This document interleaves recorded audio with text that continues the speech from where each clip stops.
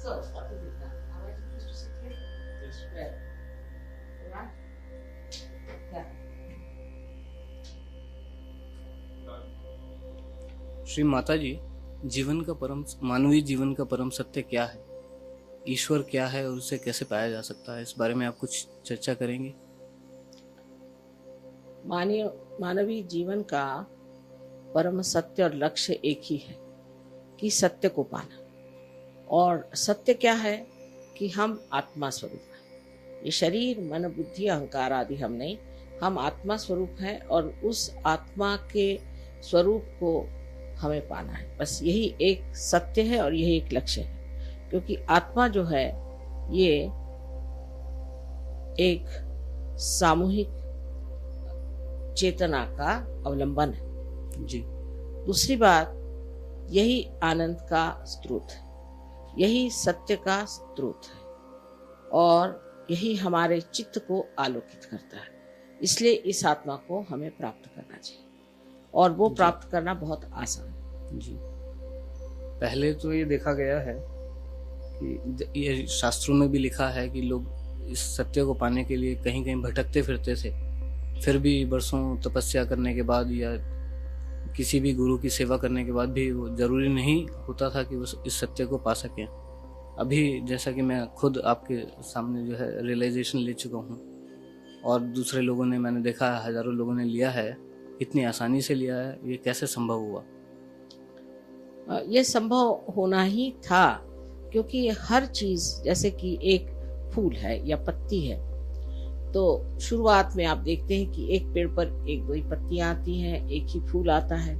लेकिन जैसे जैसे उसकी उत्क्रांति होती जाती, जैसे जैसे बढ़ते जाता है, तो उस वक्त बहुत से फूल एक पेड़ पर आ जाते हैं। उसी प्रकार आज मैं इसे ब्लॉसम टाइम कहती हूँ कि बाहर आई जी। और जो लोग पहले गिरी कंदरों में परमात्मा को खोजते थे, आज एक बहुत ही सर्वसाधारण गृहस्थी में रहते हुए लोग नजर आ रहे हैं। इन्होंने ये सारे काम कर चुके हैं जी। और कोई सा भी आप अगर संशोधन देखें तो उसमें बड़ी तपस्या पहले होती है और वो युगों तक चलती है। फिर उसको फलस्वरूप वो सब समाज हित के लिए, सबके लिए हितावह होते हुए और वो साध्य भी हो जाती। जैसे अब बिजली को देखिए, आप इसको पाने के लिए कितनी मेहनत की गई थी, लेकिन आज हर एक ग्रामीण भाग में आप बिजली पाते हैं। राइट। तो वो समय आना पड़ता है। जी। एक और प्रश्न ये है कि कुंडलिनी क्या है और इसकी जागृति कैसे होती है? सत्य की खोज में मेरे ख्याल से कुंडलिनी ही एकमात्र मार्ग है जिससे सत्य को पाया जा सकता है। इसकी जागृति कैसे होती है?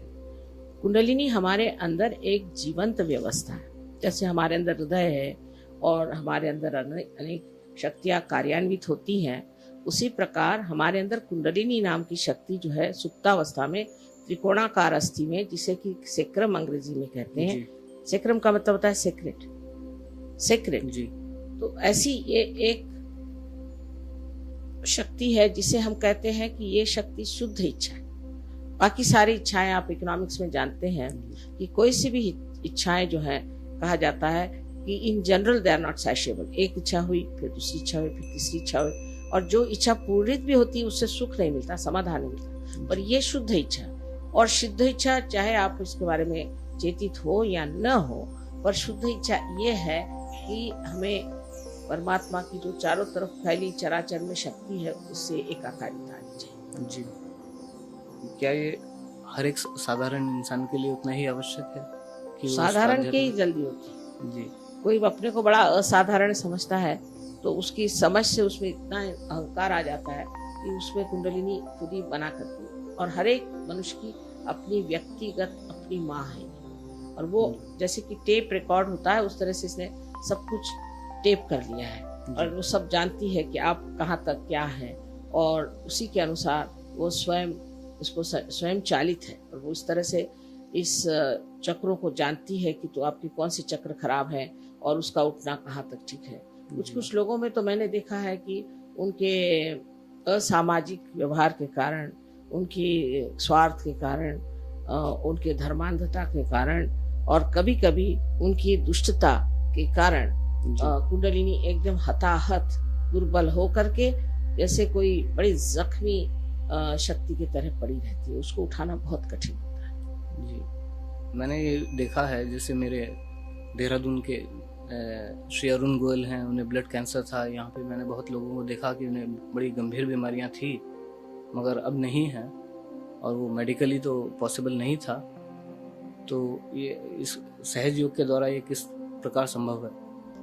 कुंडलिनी जब जागृत हो जाती है तो वो हमारे 7-6 चक्रों में से गुजरती है और ये शक्ति जब इन 6 चक्रों में से जाती है तो उसके अंदर बसे हुए जो उन चक्रों के अधिष्ठित देवता लोग हैं वो जागृत हो जाते हैं और वो अपनी शक्ति को प्रदान करते हैं और उस शक्ति से मनुष्य ठीक हो जाता है। अब ये कि आजकल के युग में कोई देवता की बात करे तो लोग उसे समझ नहीं सकते, पर जो है सो सत्य मैं आपसे बता रही हूँ। सहज योग में लोग कूल ब्रीज या चैतन्य लहरियों की बात करते हैं, ये क्या चीज है, ये कैसे अनुभव होता है इसका साधारण जन को? असल में हमारे चारों तरफ चराचर में, अणु रेणु में, हर जगह ये चैतन्य फैला हुआ है और ये परम चैतन्य जो है ये परमात्मा की शक्ति की है, ये आदि शक्ति की शक्ति है और ये शक्ति बहुत सूक्ष्म शक्ति है जो हर चीज को चलाती है। हम लोग तो बहुत सी चीजें बस मान ही लेते हैं, जैसे कि एक बीज है, उसको हम माँ के उदर में डालें तो उसमें से हजारों पेड़ कैसे निकल आते हैं, कोई सी भी जीवंत क्रिया कैसी होती है, सारी जीवंत क्रिया यही शक्ति करती है। और हमारे अंदर भी जो स्वयं चालित शक्तियां हैं, जैसे कि हमारा हृदय, हमारी पाचन क्रिया आदि जो है, वो भी सब यही शक्ति कार्य करती है। सो इस शक्ति को हम लोग सिर्फ मान लिया है और साइंस से हम सिर्फ जो कुछ बाह्य में है वो देखते हैं, लेकिन जो अंदर उसके सूक्ष्म शक्ति है उसके लिए आपको सूक्ष्मता में उतरना पड़ेगा। जी, आध्यात्मिक शास्त्रों में लिखा है कि desire should be pure desire, pure desire. ये प्योर डिजायर क्या होता है? What is pure desire? शुद्ध इच्छा और इच्छा, इच्छा जो है मनुष्य की, मैंने आपसे बताया कि कोई सी भी इच्छा जो होती है जो पूरी थी नहीं होती, वो शुद्ध कैसे हो सकती? क्योंकि अगर वो शुद्ध होती तो उससे कोई तो समाधान होता, पर नहीं होता है, फिर दूसरे पे हम करते। पर शुद्ध इच्छा ऐसी चीज है कि उससे आपका संबंध उस चराचर की शक्ति से हो जाने के कारण, जैसे कि इसमें अब आपके ये कनेक्शन है, जब तक आप इसको मेन से नहीं लगाइएगा, आप कुछ भी कर लीजिए, इसका कुछ मन नहीं भरने वाला। इसी प्रकार की चीज समझ लीजिए कि आप जब मेन से लग गए तो आप पूरी तरह से समाधान में आ जाते हैं। इतना ही नहीं, लेकिन आपका चित्त इतना आलोकित हो जाता है कि आप स्वयं पे आश्चर्य करते हैं कि मैं ऐसी कौन विशेष चीज। समझ लीजिए कोई देहात में आप गए और वहां आप टेलीविजन ले गए और कहने लगे कि इसके अंदर सब तरह के आप सुंदर सुंदर नृत्य वगैरह देख सकते हैं, सारी दुनिया की चीजें देख सकते हैं, तो कोई देहाती कहेगा कि बेकार की बातें करते, इस डब्बे में क्या आएगा। पर जब आप उसको मेन से लगा देते हैं तो खुद ही हैरान होता है। इसी प्रकार हम भी एक उत्कृष्ट कंप्यूटर है, हम उत्कृष्ट एक टेलीविजन है।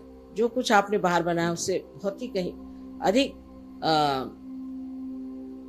कार्यशील और उत्तम ऐसा हम लोगों का साधन है, उसको इस्तेमाल करना चाहिए।